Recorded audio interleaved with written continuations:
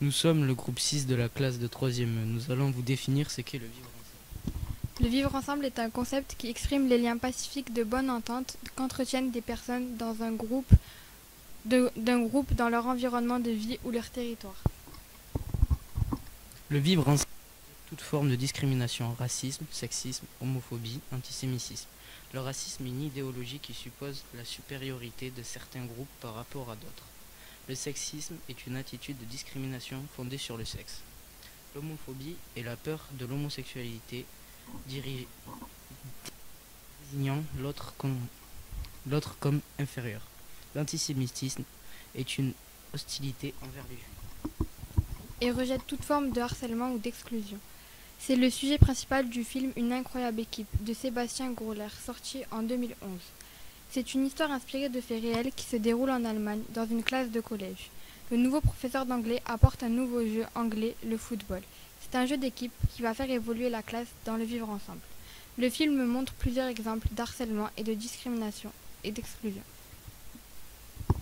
Le harcèlement est un comportement discriminatoire qui a pour effet de porter atteinte à la dignité d'une personne et de créer un mauvais environnement. Dans le film, Félix et ses camarades de classe font accuser Just à tort. Leur professeur d'histoire, Bosch, interrompt le premier cours d'anglais avec un bâton scié à la main en demandant qui a fait ça et Just est accusé. La discrimination, c'est le fait de traiter une personne d'une manière moins favorable qu'une autre en raison de son appartenance à un groupe. Félix menace de faire renvoyer Just de l'école, après qu'il était meilleur que lui au football. Il utilise son grade social pour faire pression sur lui. L'exclusion, c'est le fait de mettre à l'écart une personne. Just est seul au fond d'une classe. Félix et ses camarades de classe s'amusent à lui surprendre ses chaussures. La notion de vivre ensemble s'apprend, comme on peut le voir avec l'évolution du groupe. Par le football, ils apprennent l'esprit d'équipe et le fair play. Les élèves décident de tous se rebeller ensemble. Les étudiants corrigent la prononciation du professeur d'histoire lorsqu'il utilise un mot anglais. Quand ils apprennent que le football est interdit par l'occasion de ses parents, c'est la cohésion du groupe. Lors d'une rencontre secrète pour jouer au football sans cadre autour d'eux, ils finissent par se battre. C'est le déchirement du groupe. Malgré ça,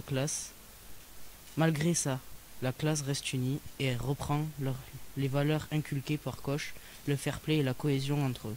Pour tous jouer au football, ils décident alors d'appliquer les valeurs du vivre ensemble. C'est le vivre ensemble d'un groupe. Dans le film, un personnage évolue plus que les autres en positif, Félix. Sa manière de vivre avec des personnes de classes sociales différentes à la sienne change. Il accepte au fil du film Just jusqu'à jouer avec lui lors du match contre les Anglais à la fin du film. Alors qu'au début, il voulait seulement que Just se fasse renvoyer, car pour lui, étant boursier, il n'avait pas sa place dans l'école.